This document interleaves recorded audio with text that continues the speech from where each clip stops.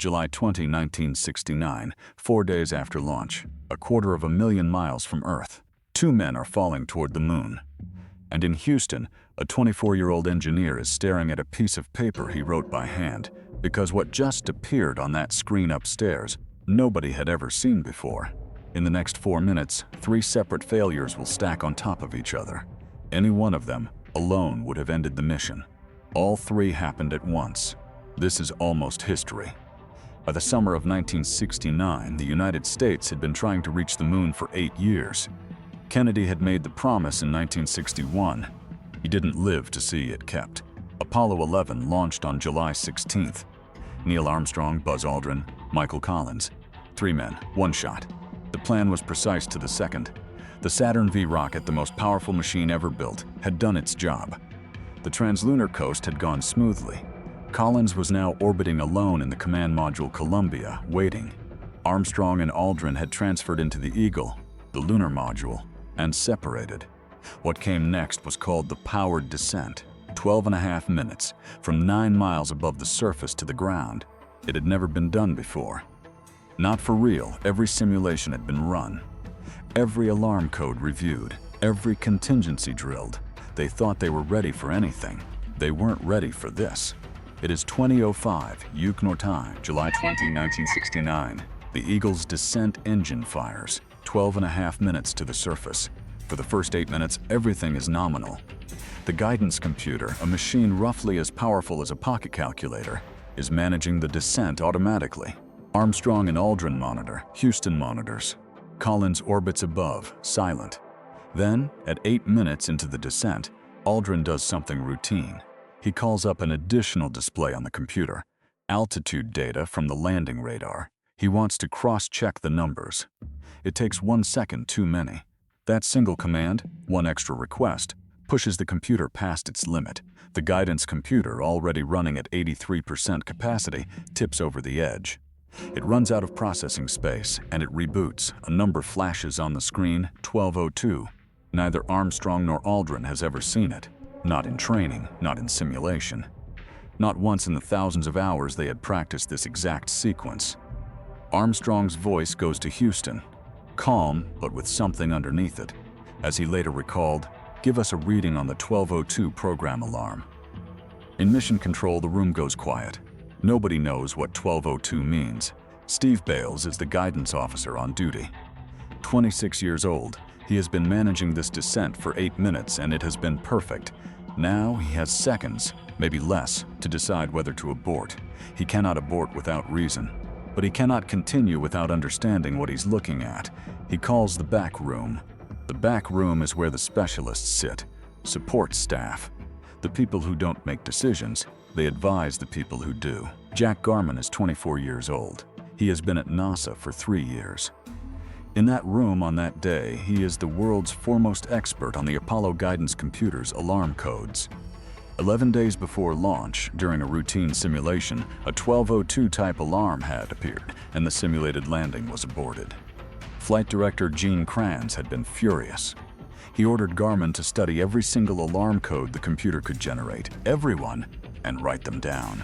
Garman had done it, by hand, on a single sheet of paper. That sheet is taped to his console right now. He finds it in seconds. A 12:02 is an executive overflow alarm. The computer has too many tasks. It is rebooting, but it is rebooting smart. It is dropping the low-priority tasks and keeping the critical ones. Navigation, engine control, trajectory. The Eagle is still flying correctly. The computer is not broken. It is overloaded, but it is managing itself. Garman tells Bales go, Bales tells Kranz go, Kranz tells Capcom go, Capcom tells Armstrong go. The whole chain, from Garman's paper to Armstrong's ear, takes seconds. The descent continues.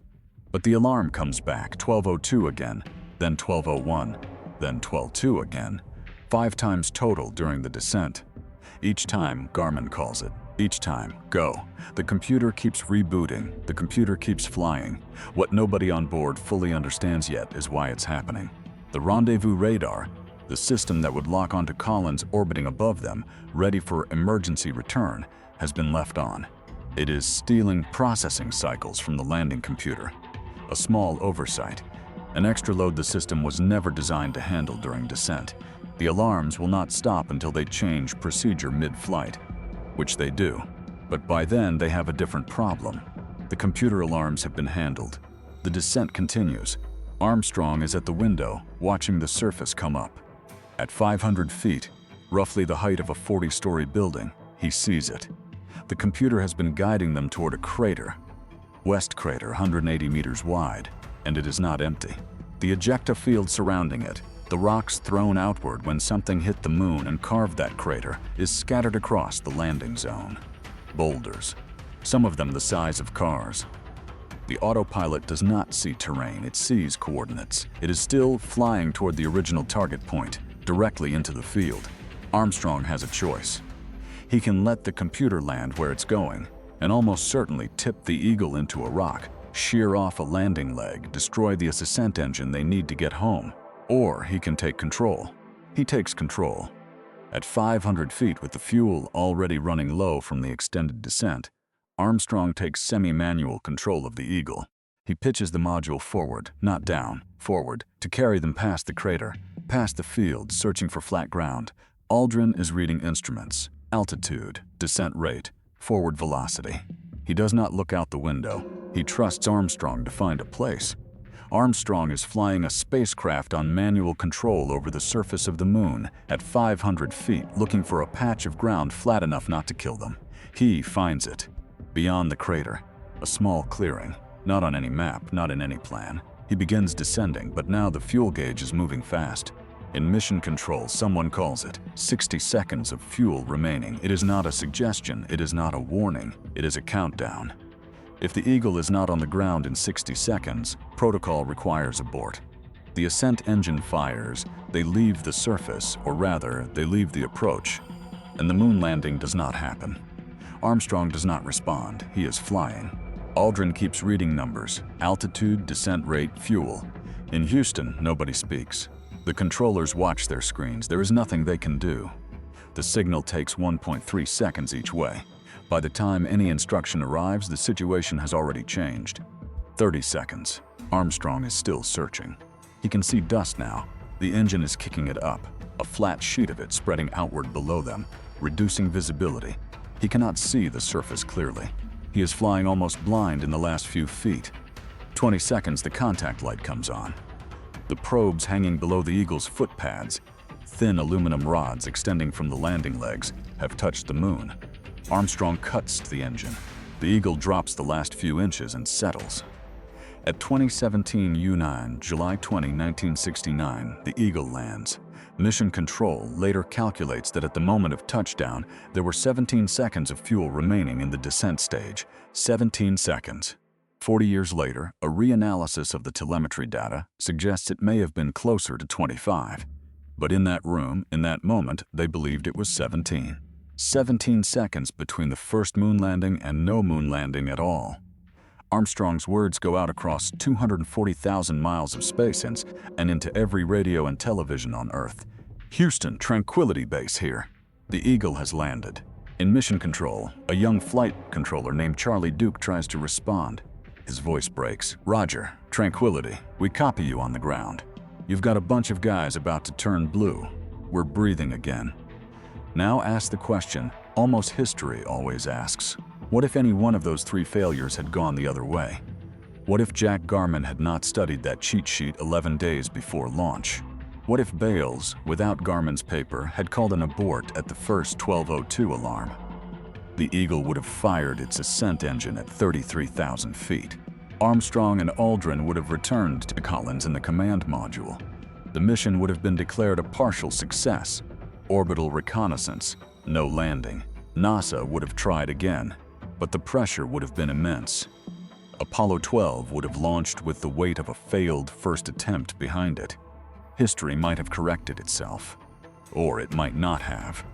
What if Armstrong had not taken manual control in time? Or if the boulder field had been wider, the flat ground beyond it harder to find? A tipped Eagle, a destroyed ascent engine, 2 men on the moon with no way home.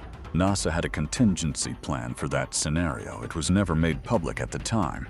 President Nixon's has a speech prepared, written by his speechwriter, William Safire. It was titled, "In Event of Moon Disaster."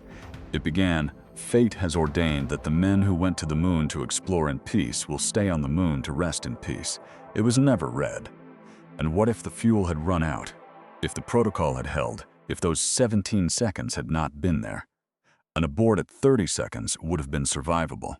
The ascent engine fires upward and the mission ends, but at the altitude Armstrong was flying, low, slow, searching, an abort was not guaranteed clean. The math of the escape trajectory at that height, at that angle, was not comfortable. Some failures are recoverable, some are not. The 3 failures of July 20, 1969 happened to be recoverable, barely, and only because of the right people in the right rooms making the right calls in seconds. Jack Garman, 24, with a handwritten piece of paper. Neil Armstrong, 38, with his hand on a stick over the surface of the moon. And somewhere in mission control, a clock that stopped at 17 seconds. The moon landing is remembered as humanity's greatest achievement. What is less remembered is how close it came to being humanity's greatest failure. 3 systems failed, 3 people saved it, and the margin between the history that happened and the history that didn't was 17 seconds. Every episode of history has a version that never got told. This has been Almost History.